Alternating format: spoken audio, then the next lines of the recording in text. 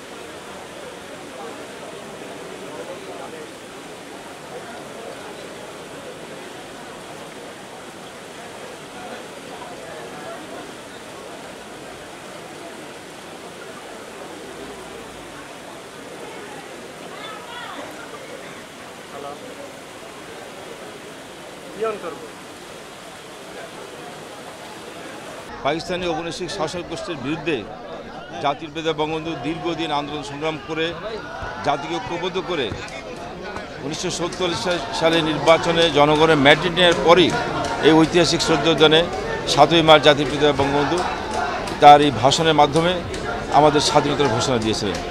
7ই মার্চের ভাষণ ছিল একটা মহাকাব্য।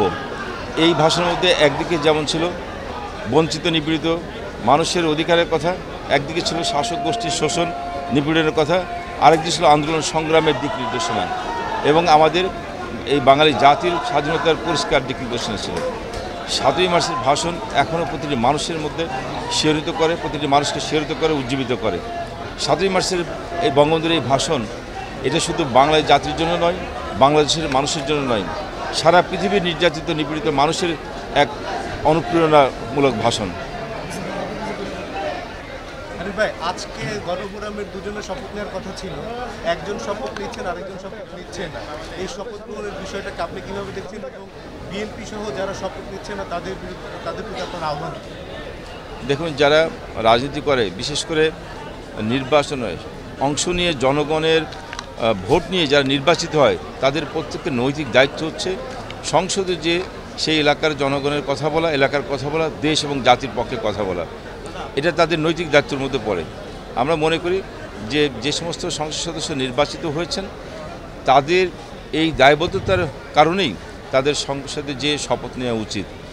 আমরা যারা আজকে শপথ নিচ্ছেন তাদেরকে আমরা স্বাগতম জানাই এবং যারা এখনও শপথ নেননি বিএনপি সহ অন্য দলের, তারা আগামীতে তাদের এই শপথ নেওয়ার সময়ের মধ্যেই তারা সংসদে যে শপথ নেবেন, এটা আমাদের প্রত্যাশা।